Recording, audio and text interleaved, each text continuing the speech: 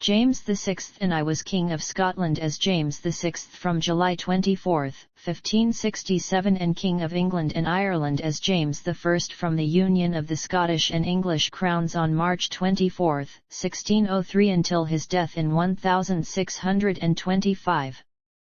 The kingdoms of Scotland and England were individual sovereign states, with their own parliaments, judiciaries, and laws, though both were ruled by James in personal union. James was the son of Mary, Queen of Scots, and a great-great-grandson of Henry VII, King of England and Lord of Ireland, and thus a potential successor to all three thrones. He succeeded to the Scottish throne at the age of 13 months, after his mother was compelled to abdicate in his favour. 4 different regents governed during his minority, which ended officially in 1578, though he did not gain full control of his government until 1583. In 1603, he succeeded the last Tudor monarch of England and Ireland, Elizabeth I, who died childless. He continued to reign in all three kingdoms for 22 years, a period known as the Jacobean era, until his death. After the union of the crowns, he based himself in England from 1603, returning to Scotland only once, in 1617, and styled himself King of Great Britain and Ireland. He was a major advocate of a single parliament for England and Scotland. In his reign, the plantation of Ulster and English colonization of the Americas began. At 57 years and 246 days, James's reign in Scotland was the longest of any Scottish monarch. He achieved most of his aims in Scotland but faced great difficulties in England, including the Gunpowder Plot in 1605 and repeated conflicts with the English Parliament. Under James, the golden age of Elizabethan literature and drama continued, with writers such as William Shakespeare, John Donne, Ben Jonson, and Francis Bacon contributing to a flourishing literary culture. James himself was a prolific writer, authoring works such as Demonology, The True Law of Free Monarchies, and Basil I Condoran. He sponsored the translation of the Bible into English later named after him, the Authorized King James Version. Anthony Weldon claimed that James had been termed the wisest fool in Christendom, an epithet associated with his character ever since. Since the latter half of the 20th century, historians have tended to revise James's reputation and treat him as a serious and thoughtful monarch. He was strongly committed to a peace policy, and tried to avoid involvement in religious wars, especially the 30 Years' War that devastated much of Central Europe. He tried but failed to prevent the rise of hawkish elements in the English Parliament who wanted war with Spain. He was succeeded by his second son, Charles I. Childhood. Birth. James was the only son of Mary, Queen of Scots, and her second husband, Henry Stuart, Lord Darnley. Both Mary and Darnley were great-grandchildren of Henry VII of England through Margaret Tudor, the older sister of Henry VIII. Mary's rule over Scotland was insecure, and she and her husband, being Roman Catholics, faced a rebellion by Protestant noblemen. During Mary's and Darnley's difficult marriage, Darnley secretly allied himself with the rebels and conspired in the murder of the Queen's private secretary, David Rizzio, just 3 months before James's birth. James was born on June 19, 1566 at Edinburgh Castle, and as the eldest son and heir apparent of the monarch automatically became Duke of Rothesay and Prince and Great Steward of Scotland. 5 days later, an English diplomat, Henry Killigrew, saw the Queen, who had not fully recovered and could only speak faintly. The baby was sucking at his nurse and was well-proportioned and like to prove a goodly prince. He was baptized Charles James or James Charles on December 17, 1566 in a Catholic ceremony held at Stirling Castle. His godparents were Charles IX of France, Elizabeth I of England, and Emmanuel Philibert, Duke of Savoy. Mary refused to let the Archbishop of St. Andrews, whom she referred to as a pocky priest, spit in the child's mouth, as was then the custom. The subsequent entertainment, devised by Frenchman Bastien Pages, featured men dressed as satyrs and sporting tales, to which the English guests took offence, thinking the satyrs done against them. Lord Darnley was murdered on February 10, 1567 at Kirk O'Field, Edinburgh, perhaps in revenge for the killing of Rizzio. James inherited his father's titles of Duke of Albany and Earl of Ross. Mary was already unpopular, and her marriage on May 15, 1567 to James Hepburn, 4th Earl of Bothwell, who was widely suspected of murdering Darnley, heightened widespread bad feeling towards her. In June 1567, Protestant rebels arrested Mary and imprisoned her in Lochleven Castle. She never saw her son again. She was forced to abdicate on July 24, 1567 in favour of the infant James and to appoint her illegitimate half-brother James Stuart, Earl of Moray, as regent. This made James the third consecutive Scottish monarch to ascend to the throne as an infant. Regencies. The care of James was entrusted to the Earl and Countess of Mar, to be conserved, nursed, and upbrought in the security of Stirling Castle. James was anointed King of Scotland at the age of 13 months at the Church of the Holy Rood in Stirling, by Adam Bothwell, Bishop of Orkney, on July 29, 1567. The sermon at the coronation was preached by John Knox. In accordance with the religious beliefs of most of the Scottish ruling class, James was brought up as a member of the Protestant Church of Scotland, the Kirk. The Privy Council selected George Buchanan, Peter Young, Adam Erskine, and David Erskine as James's preceptors or tutors. As the young king's senior tutor, Buchanan subjected James to regular beatings but also instilled in him a lifelong passion for literature and learning. Buchanan sought to turn James into a God-fearing, Protestant king who accepted the limitations of monarchy, as outlined in his treatise De Jure Regni Apud Scotos. In 1568, Mary escaped from Lochleven Castle, leading to several years of sporadic violence. The Earl of Moray defeated Mary's troops at the Battle of Langside, forcing her to flee to England, where she was subsequently kept in confinement by Elizabeth. On January 23, 1570, Moray was assassinated by James Hamilton of Bothwell Haugh. The next regent was James's paternal grandfather, Matthew Stuart, 4th Earl of Lennox, who was carried fatally wounded into Stirling Castle a year later after a raid by Mary's supporters. His successor, the Earl of Mar, took a vehement sickness and died on October 28, 1572 at Stirling. Mar's illness, wrote James Melville, followed a banquet at Dalkeith Palace given by James Douglas, 4th Earl of Morton. Morton was elected to Mar's office and proved in many ways the most effective of James's regents, but he made enemies by his rapacity. He fell from favour when Frenchman Esme Stuart, Sieur d'Aubigny, first cousin of James's father Lord Darnley and future Earl of Lennox, arrived in Scotland and quickly established himself as the first of James's powerful favourites. James was proclaimed an adult ruler in a ceremony of entry to Edinburgh on October 19, 1579. Morton was executed on June 2, 1581, belatedly charged with complicity in Darnley's murder. On August 8, James made Lennox the only duke in Scotland. The king, then 15 years old, remained under the influence of Lennox for about one more year. Rule in Scotland. Lennox was a Protestant convert, but he was distrusted by Scottish Calvinists who noticed the physical displays of affection between him and the king and alleged that Lennox went about to draw the king to carnal lust. In August 1582, in what became known as the Ruthven Raid, the Protestant Earls of Gowrie and Angus lured James into Ruthven Castle, imprisoned him, and forced Lennox to leave Scotland.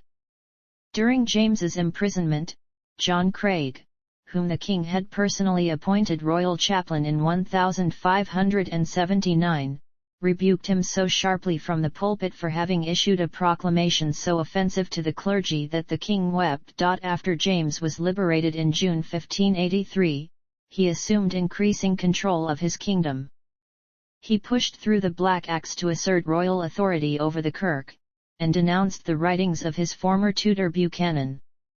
Between 1584 and 1603, he established effective royal government and relative peace among the lords, ably assisted by John Maitland of Thirlestane, who led the government until 1592.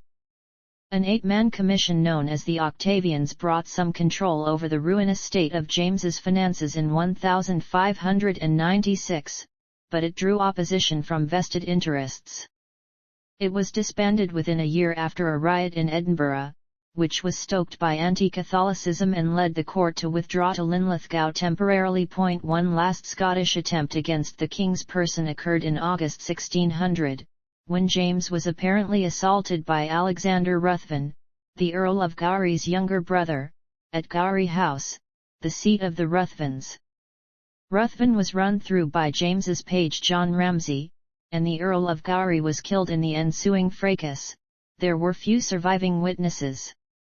Given James's history with the Ruthvens and the fact that he owed them a great deal of money, his account of the circumstances was not universally believed. In 1586, James signed the Treaty of Berwick with England. That and his mother's execution in 1587, which he denounced as a preposterous and strange procedure, helped clear the way for his succession south of the border. Queen Elizabeth was unmarried and childless, and James was her most likely successor. Securing the English succession became a cornerstone of his policy. During the Spanish Armada crisis of 1588, he assured Elizabeth of his support as your natural son and compatriot of your country. Elizabeth sent James an annual subsidy from 1586 which gave her some leverage over affairs in Scotland.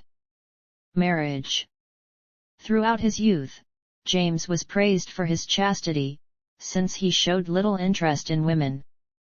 After the loss of Lennox, he continued to prefer male company. A suitable marriage, however, was necessary to reinforce his monarchy, and the choice fell on 14-year-old Anne of Denmark, younger daughter of Protestant Frederick II. Shortly after a proxy marriage in Copenhagen in August 1589, Anne sailed for Scotland but was forced by storms to the coast of Norway. On hearing that the crossing had been abandoned, James sailed from Leith with a 300-strong retinue to fetch Anne personally in what historian David Harris Wilson called the one romantic episode of his life. The couple were married formally at the Bishop's Palace in Oslo on November 23. James received a dowry of 75,000 Danish dalers and a gift of 10,000 dalers from his mother-in-law, Sophie of Mecklenburg-Güstrow.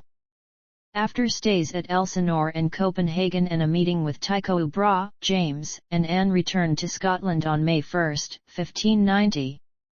By all accounts, James was at first infatuated with Anne and, in the early years of their marriage, seems always to have shown her patience and affection. The royal couple produced 3 children who survived to adulthood: Henry Frederick, Prince of Wales, who died of typhoid fever in 1612, aged 18, Elizabeth, later Queen of Bohemia, and Charles, James's successor. Anne died before her husband in March 1619. Witch hunts.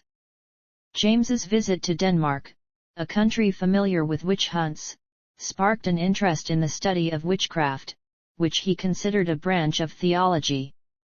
He attended the North Berwick witch trials, the first major persecution of witches in Scotland under the Witchcraft Act 1563.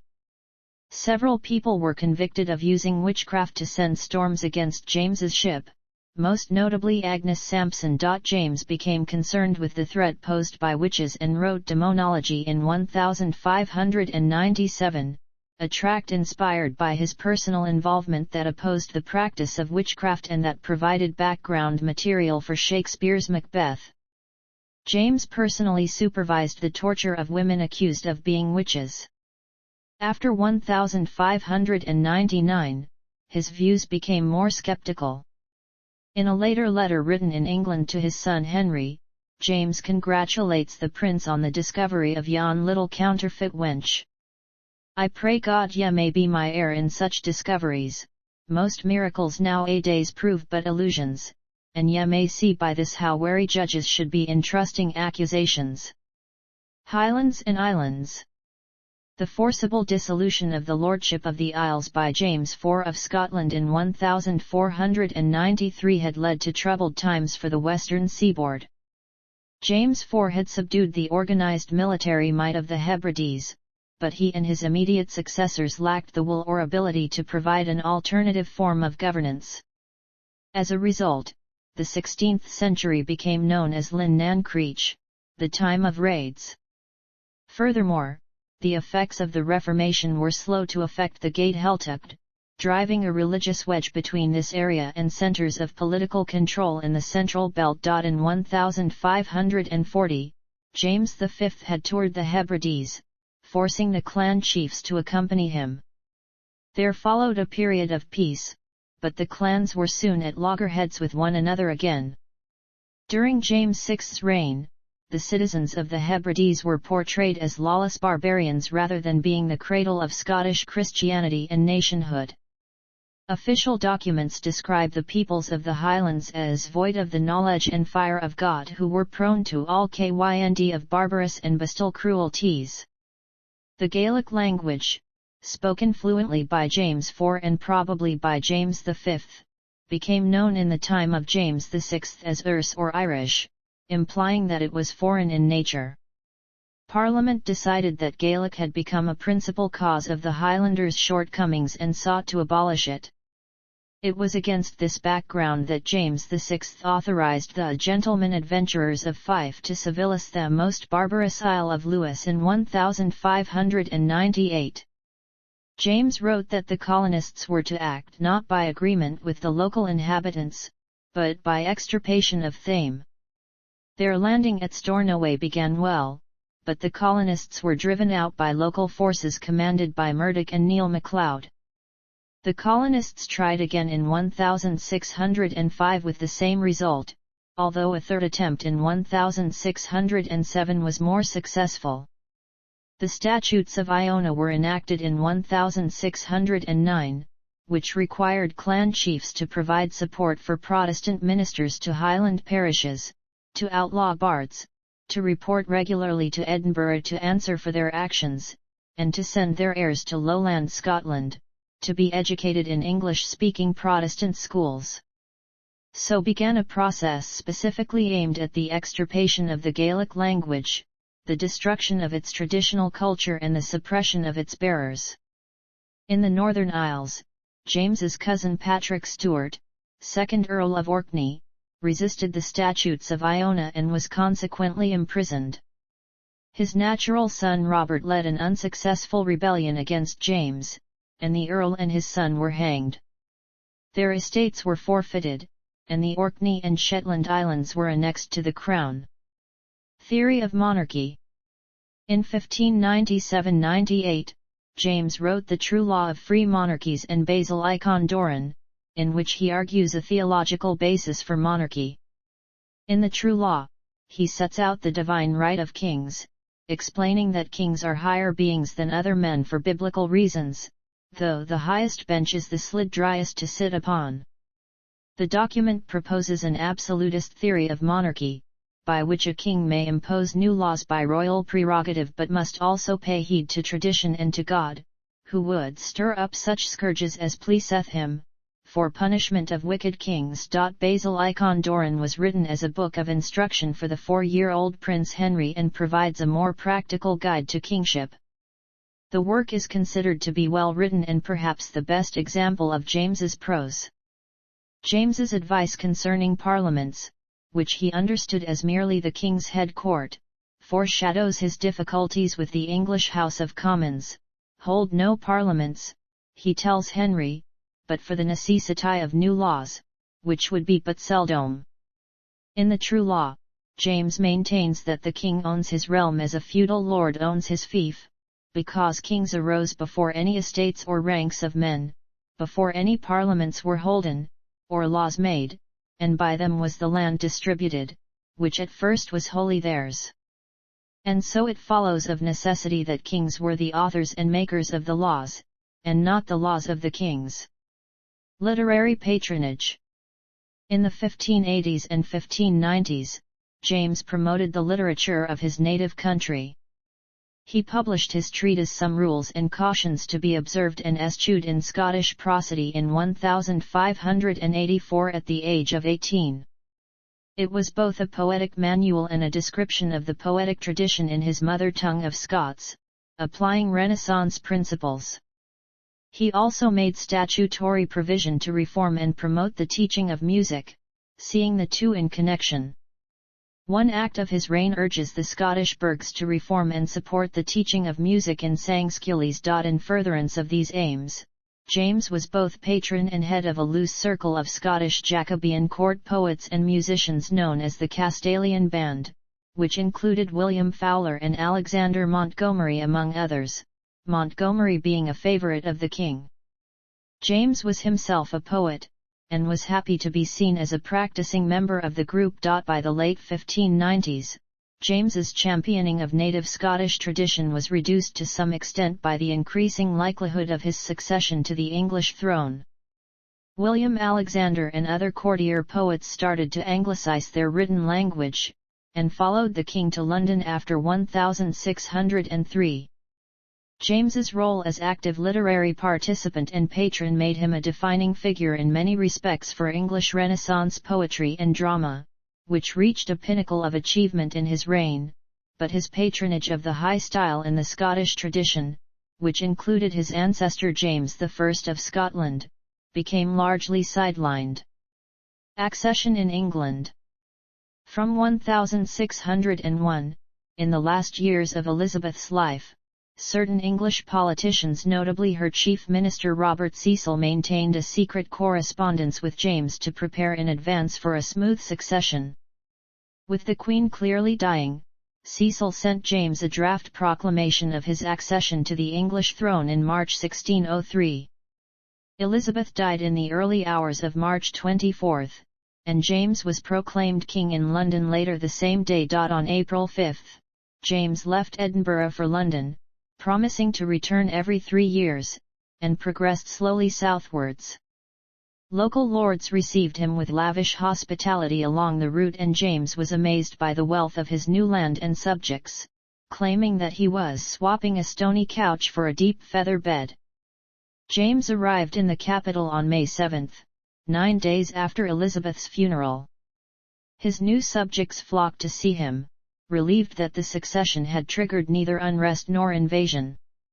On arrival at London, he was mobbed by a crowd of spectators. James's English coronation took place on July 25 at Westminster Abbey. An outbreak of plague restricted festivities. The royal entry to London, with elaborate allegories provided by dramatic poets such as Thomas Dekker and Ben Jonson, was deferred to March 15, 1604. Dekker wrote that the streets seemed to be paved with men, stalls instead of rich wares were set out with children, open casements filled up with women. The kingdom to which James succeeded, however, had its problems. Monopolies and taxation had engendered a widespread sense of grievance, and the costs of war in Ireland had become a heavy burden on the government, which had debts of £400,000. Early reign in England. James survived 2 conspiracies in the first year of his reign, despite the smoothness of the succession and the warmth of his welcome, the By-plot and Main plot, which led to the arrest of Lord Cobham and Walter Raleigh, among others. Those hoping for a change in government from James were disappointed at first when he kept Elizabeth's privy councillors in office, as secretly planned with Cecil, but James soon added longtime supporter Henry Howard and his nephew Thomas Howard to the Privy Council, as well as 5 Scottish nobles. In the early years of James's reign, the day-to-day running of the government was tightly managed by the shrewd Cecil, later Earl of Salisbury, ably assisted by the experienced Thomas Egerton, whom James made Baron Ellesmere and Lord Chancellor, and by Thomas Sackville, soon Earl of Dorset, who continued as Lord Treasurer. As a consequence, James was free to concentrate on bigger issues, such as a scheme for a closer union between England and Scotland and matters of foreign policy, as well as to enjoy his leisure pursuits, particularly hunting. James was ambitious to build on the personal union of the crowns of Scotland and England to establish a single country under one monarch, one parliament, and one law, a plan that met opposition in both realms. "Hath he not made us all in one island," James told the English Parliament, "compassed with one sea and of itself by nature indivisible?" In April 1604, however, the Commons refused his request to be titled King of Great Britain on legal grounds. In October 1604, he assumed the title King of Great Britain instead of King of England and King of Scotland, though Francis Bacon told him that he could not use the style in any legal proceeding, instrument, or assurance, and the title was not used on English statutes. James forced the Scottish Parliament to use it, and it was used on proclamations, coinage, letters, and treaties in both realms. James achieved more success in foreign policy. Never having been at war with Spain, he devoted his efforts to bringing the long Anglo-Spanish War to an end, and a peace treaty was signed between the two countries in August 1604, thanks to the skilled diplomacy of the delegation, in particular Robert Cecil and Henry Howard, now Earl of Northampton. James celebrated the treaty by hosting a great banquet. Freedom of worship for Catholics in England, however, continued to be a major objective of Spanish policy, causing constant dilemmas for James, distrusted abroad for repression of Catholics while at home being encouraged by the Privy Council to show even less tolerance towards them. Gunpowder Plot. A dissident Catholic, Guy Fawkes, was discovered in the cellars of the Parliament buildings on the night of 4-5 November 1605, the eve of the state opening of the second session of James's first English Parliament.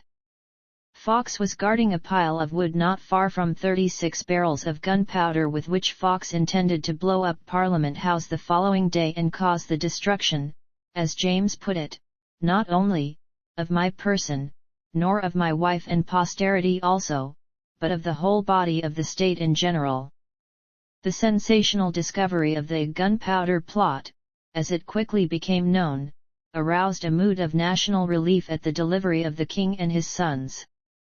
The Earl of Salisbury exploited this to extract higher subsidies from the ensuing Parliament than any but one granted to Elizabeth. Fawkes and others implicated in the unsuccessful conspiracy were executed. King and Parliament. The cooperation between monarch and Parliament following the gunpowder plot was atypical. Instead, it was the previous session of 1604 that shaped the attitudes of both sides for the rest of the reign, though the initial difficulties owed more to mutual incomprehension than conscious enmity. On July 7, 1604, James had angrily prorogued Parliament after failing to win its support either for full union or financial subsidies. "I will not thank where I feel no thanks due," he had remarked in his closing speech. "I am not of such a stock as to praise fools. You see how many things you did not well.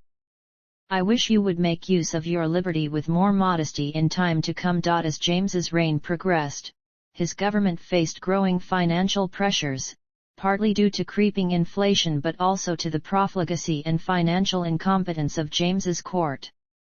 In February 1610, Salisbury proposed a scheme, known as the Great Contract, whereby Parliament, in return for 10 royal concessions, would grant a lump sum of £600,000 to pay off the king's debts plus an annual grant of £200,000. The ensuing prickly negotiations became so protracted that James eventually lost patience and dismissed Parliament on December 31, 1610. "Your greatest error," he told Salisbury, "hath been that yet ever expected to draw honey out of gall." The same pattern was repeated with the so-called addled Parliament of 1614, which James dissolved after a mere 9 weeks when the Commons hesitated to grant him the money he required. James then ruled without Parliament until 1621, employing officials such as the merchant Lionel Cranfield, who were astute at raising and saving money for the crown, and sold baronetcies and other dignities, many created for the purpose, as an alternative source of income. Spanish match. Another potential source of income was the prospect of a Spanish dowry from a marriage between James's son Charles, Prince of Wales, and Infanta Maria Ana of Spain. The policy of the Spanish match, as it was called, was also attractive to James as a way to maintain peace with Spain and avoid the additional costs of a war.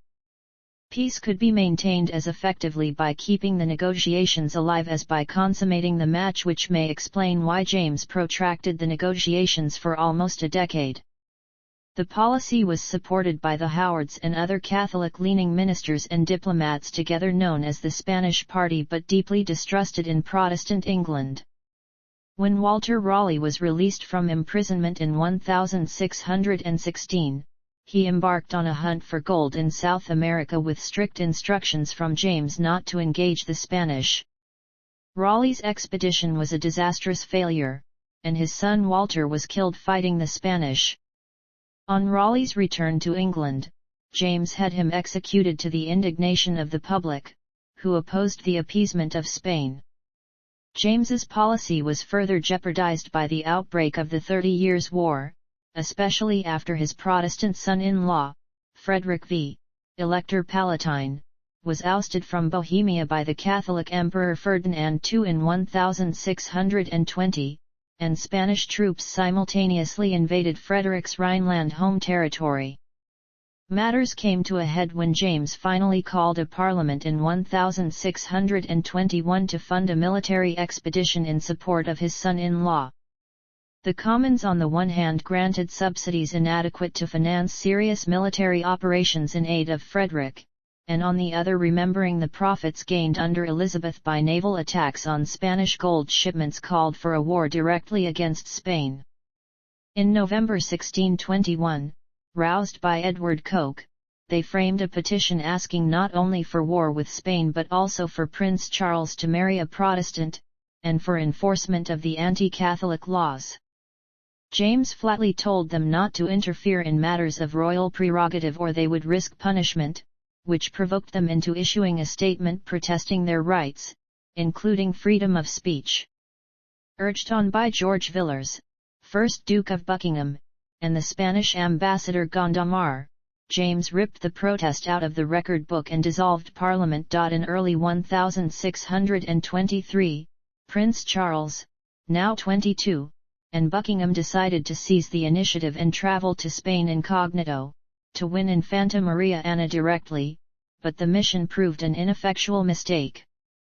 Maria Ana detested Charles, and the Spanish confronted them with terms that included the repeal of anti-Catholic legislation by Parliament. Though a treaty was signed, Charles and Buckingham returned to England in October without the Infanta and immediately renounced the treaty, much to the delight of the British people. Disillusioned by the visit to Spain, Charles and Buckingham now turned James's Spanish policy upon its head and called for a French match and a war against the Habsburg Empire. To raise the necessary finance, they prevailed upon James to call another parliament, which met in February 1624. For once, the outpouring of anti-Catholic sentiment in the Commons was echoed in court, where control of policy was shifting from James to Charles and Buckingham, who pressured the king to declare war and engineered the impeachment of Lord Treasurer Lionel Cranfield, by now made Earl of Middlesex, when he opposed the plan on grounds of cost. The outcome of the Parliament of 1624 was ambiguous. James still refused to declare or fund a war, but Charles believed the Commons had committed themselves to finance a war against Spain, a stance that was to contribute to his problems with Parliament in his own reign. King and Church. After the Gunpowder Plot, James sanctioned harsh measures to control English Catholics. In May 1606, Parliament passed the Popish Recusants Act, which could require any citizen to take an oath of allegiance denying the Pope's authority over the king. James was conciliatory towards Catholics who took the oath of allegiance, and tolerated crypto-Catholicism even at court. Henry Howard, for example, was a crypto-Catholic, received back into the Catholic Church in his final months. On ascending the English throne, James suspected that he might need the support of Catholics in England, so he assured Henry Percy, 9th Earl of Northumberland, a prominent sympathizer of the old religion, that he would not persecute any that will be quiet and give but an outward obedience to the law. In the millenary petition of 1603, the Puritan clergy demanded the abolition of confirmation, wedding rings, and the term priest, among other things, and that the wearing of cap and surplice become optional. James was strict in enforcing conformity at first, inducing a sense of persecution amongst many Puritans, but ejections and suspensions from livings became rarer as the reign continued. As a result of the Hampton Court Conference of 1604, a new translation and compilation of approved books of the Bible was commissioned to resolve discrepancies among different translations then being used. The King James Version, as it came to be known, was completed in 1611 and is considered a masterpiece of Jacobean prose. It is still in widespread use. In Scotland, James attempted to bring the Scottish Kirk so near as can be to the English Church and to re-establish episcopacy, a policy that met with strong opposition from Presbyterians. James returned to Scotland in 1617 for the only time after his accession in England, in the hope of implementing Anglican ritual. James's bishops forced his 5 Articles of Perth through a General Assembly the following year, but the rulings were widely resisted. James left the Church in Scotland divided at his death, a source of future problems for his son. Personal relationships. Throughout his life James had close relationships with male courtiers, which has caused debate among historians about their exact nature. In Scotland Anne Murray was known as the king's mistress. After his accession in England, his peaceful and scholarly attitude contrasted strikingly with the bellicose and flirtatious behaviour of Elizabeth, as indicated by the contemporary epigram Rex Foot Elizabeth, Nunc est Regina Iacobus. Some of James's biographers conclude that Esme Stuart, Robert Carr, and George Villiers were his lovers. John Oglander observed that he never yet saw any fond husband make so much or so great dalliance over his beautiful spouse as I have seen King James over his favourites, especially the Duke of Buckingham, whom the king would, recalled Edward Peyton, tumble and kiss as a mistress. Restoration of Apethorpe Palace in Northamptonshire, undertaken in 2004-08, revealed a previously unknown passage linking the bedchambers of James and Villiers. Some biographers of James argue that the relationships were not sexual. James's Basil Icon Doran lists sodomy among crimes ye are bound in conscience never to forgive, and James's wife Anne gave birth to 7 live children, as well as suffering 2 stillbirths and at least 3 other miscarriages. Contemporary Huguenot poet Théophile de Viau observed that it is well known that the King of England fucks the Duke of Buckingham. Buckingham himself provides evidence that he slept in the same bed as the king, writing to James many years later that he had pondered whether you loved me now, better than at the time which I shall never forget at Farnham, where the bed's head could not be found between the master and his dog. Buckingham's words may be interpreted as non-sexual, in the context of 17th-century court life, and remain ambiguous despite their fondness. It is also possible that James was bisexual. When the Earl of Salisbury died in 1612, he was little mourned by those who jostled to fill the power vacuum. Until Salisbury's death, the Elizabethan administrative system over which he had presided continued to function with relative efficiency. From this time forward, however, James's government entered a period of decline and disrepute.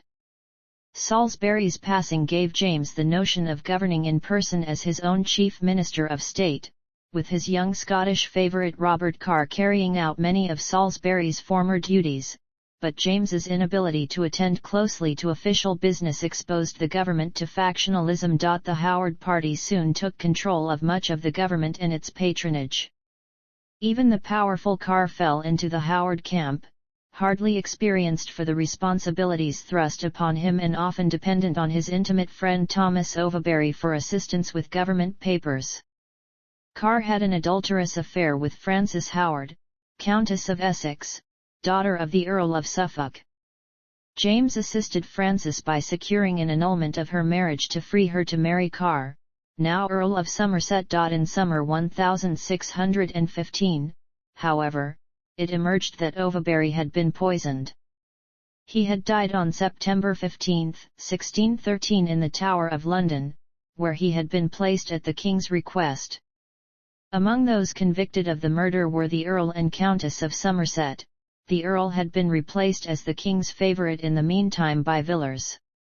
James pardoned the Countess of Somerset and commuted the Earl's sentence of death, eventually pardoning him in 1624. The implication of the king in such a scandal provoked much public and literary conjecture and irreparably tarnished James's court with an image of corruption and depravity. The subsequent downfall of the Howards left Villars unchallenged as the supreme figure in the government by 1619. Health and death. In his later years, James suffered increasingly from arthritis, gout, and kidney stones. He also lost his teeth and drank heavily. The king was often seriously ill during the last year of his life, leaving him an increasingly peripheral figure, rarely able to visit London, while Buckingham consolidated his control of Charles to ensure his own future. One theory is that James suffered from porphyria, a disease of which his descendant George III of the United Kingdom exhibited some symptoms. James described his urine to physician Theodore de Mayerne as being the dark red color of Alicante wine. The theory is dismissed by some experts, particularly in James's case, because he had kidney stones which can lead to blood in the urine, coloring it red. In early 1625, James was plagued by severe attacks of arthritis, gout, and fainting fits, and fell seriously ill in March with tertian ague and then suffered a stroke. He died at Theobald's house in Hertfordshire on March 27 during a violent attack of dysentery, with Buckingham at his bedside. James's funeral on May 7 was a magnificent but disorderly affair. Bishop John Williams of Lincoln preached the sermon, observing, "King Solomon died in peace, when he had lived about 60 years, and so did King James." The sermon was later printed as Great Britain's Salomon. James was buried in Westminster Abbey. The position of the tomb was lost for many years until his lead coffin was found in the Henry VII vault, during an excavation in the 19th century. Legacy. James was widely mourned. For all his flaws, he had largely retained the affection of his people, who had enjoyed uninterrupted peace and comparatively low taxation during the Jacobean era. "As he lived in peace," remarked the Earl of Kelly, "so did he die in peace, and I pray God our King may follow him." The Earl prayed in vain. Once in power, King Charles I and the Duke of Buckingham sanctioned a series of reckless military expeditions that ended in humiliating failure. James had often neglected the business of government for leisure pastimes, such as the hunt. His later dependence on favourites at a scandal-ridden court undermined the respected image of monarchy so carefully constructed by Elizabeth I. Under James, the plantation of Ulster by English and Scots Protestants began, and the English colonization of North America started its course with the foundation of Jamestown, Virginia, in 1607 and Cooper's Cove, Newfoundland, in 1610. During the next 150 years, England would fight with Spain, the Netherlands, and France for control of the continent, while religious division in Ireland between Protestants and Catholics has lasted for 400 years. By actively pursuing more than just a personal union of his realms, James helped lay the foundations for a unitary British state. According to a tradition originating with anti-Stuart historians of the mid-17th century, James's taste for political absolutism, his financial irresponsibility, and his cultivation of unpopular favourites established the foundations of the English Civil War. James bequeathed his son Charles a fatal belief in the divine right of kings, combined with a disdain for Parliament, which culminated in the execution of Charles I and the abolition of the monarchy. Over the last 300 years, the king's reputation has suffered from the acid description of him by Anthony Weldon, whom James had sacked and who wrote treatises on James in the 1650s. Other influential anti-James histories written during the 1650s include Edward Peyton's Divine Catastrophe of the Kingly Family of the House of Stuarts, Arthur Wilson's History of Great Britain, being the life and reign of King James I, and Francis Osborne's Historical Memoirs of the Reigns of Queen Elizabeth and King James. David Harris Wilson's 1956 biography continued much of this hostility. In the words of historian Jenny Wormold, Wilson's book was an astonishing spectacle of a work whose every page proclaimed its author's increasing hatred for his subject. Since Wilson, however, the stability of James's government in Scotland and in the early part of his English reign, as well as his relatively enlightened views on religion and war, have earned him a re-evaluation from many historians, who have rescued his reputation from this tradition of criticism. Representative of the new historical perspective is the 2003 biography by Pauline Croft. Reviewer John Cramsey summarizes her findings. Croft's overall assessment of James is appropriately mixed. She recognizes his good intentions in matters like Anglo-Scottish union, his openness to different points of view, and his agenda of a peaceful foreign policy within his kingdom's financial means. His actions moderated frictions between his diverse peoples. Yet he also created new ones, particularly by supporting colonization that polarized the Crown's interest groups in Ireland, obtaining insufficient political benefit with his open-handed patronage, an unfortunate lack of attention to the image of monarchy, pursuing a pro-Spanish foreign policy that fired religious prejudice and opened the door for Arminians within the English Church, and enforcing unpalatable religious changes on the Scottish Kirk. Many of these criticisms are framed within a longer view of James' reigns, including the legacy now understood to be more troubled which he left Charles I. Titles, styles, honours, and arms.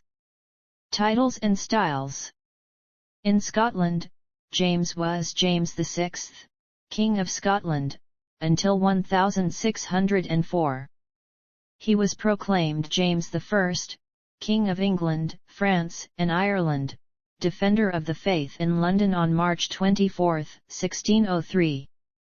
On October 20, 1604, James issued a proclamation at Westminster changing his style to King of Great Britain, France, and Ireland, Defender of the Faith, NC. The style was not used on English statutes, but was used on proclamations, coinage, letters, treaties, and in Scotland. James styled himself King of France, in line with other monarchs of England between 1340 and 1801, although he did not actually rule France. Arms. As King of Scotland, James bore the ancient royal arms of Scotland, or a lion rampant gules armed and longed azure within a double trace sure flory counterflory gules.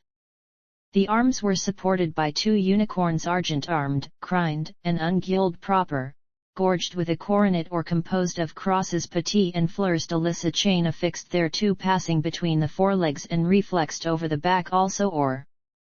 The crest was a lion segent affronti gules, imperially crowned or, holding in the dexter paw a sword and in the sinister paw a sceptre both erect and proper. The union of the crowns of England and Scotland under James was symbolized heraldically by combining their arms, supporters, and badges. Contention as to how the arms should be marshalled, and to which kingdom should take precedence, was solved by having different arms for each country. The arms used in England were, quarterly, I and 4, quarterly 1st and 4th azure 3 fleurs de lis or, 2nd and 3rd gules 3 lions passant gourdant in pale or, 2 or a lion rampant within a trace sure flory counter flory gules, 3 azure a harp or stringed argent. The supporters became, Dexter a lion rampant gourdant or imperially crowned and sinister the Scottish unicorn. The unicorn replaced the red dragon of Cadwallader, which was introduced by the Tudors. The unicorn has remained in the royal arms of the two united realms. The English crest and motto was retained. The compartment often contained a branch of the Tudor rose, with shamrock and thistle engrafted on the same stem. The arms were frequently shown with James's personal motto, Vitae Pacifici. The arms used in Scotland were, quarterly, I and 4 Scotland, 2 England and France, 3 Ireland, with Scotland taking precedence over England. The supporters were, Dexter a unicorn of Scotland imperially crowned, supporting a tilting lance flying a banner azure a saltire argent and sinister the crowned lion of England supporting a similar lance flying a banner argent across gules. The Scottish crest and motto was retained. Following the Scottish practice, the motto in defence was placed above the crest. As royal badges James used, the Tudor rose, the thistle, the Tudor rose dimidiated with the thistle ensigned with the royal crown, a harp, and a fleur-de-lis. Issue. James's queen, Anne of Denmark, gave birth to 7 children who survived beyond birth, of whom 3 reached adulthood. Henry Frederick, Prince of Wales, died, probably of typhoid fever, aged 18. Elizabeth, Queen of Bohemia, married 1613. Frederick V, Elector Palatine, died aged 65. Margaret, died aged 1. Charles I, King of England, Scotland, and Ireland, married 1625. Henrietta Maria of France, succeeded James I and 6. Robert, Duke of Kintyre, died aged 4 months. Mary, died aged 2. Sophia, died within 48 hours of birth. Genealogical chart. List of writings. The Essays of Apprentice in the Divine Art of Poesy, 1584. His Majesty's Poetical Exercises at Vacant Hours 1591. Lepinto, Poem. Demonology, 1597. The True Law of Free Monarchies, 1598. Basil Icon Doran, 1599. A Counterblast to Tobacco, 1604. An Apology for the Oath of Allegiance, 1608. A Premonition to All Most Mighty Monarchs, 1609. Notes.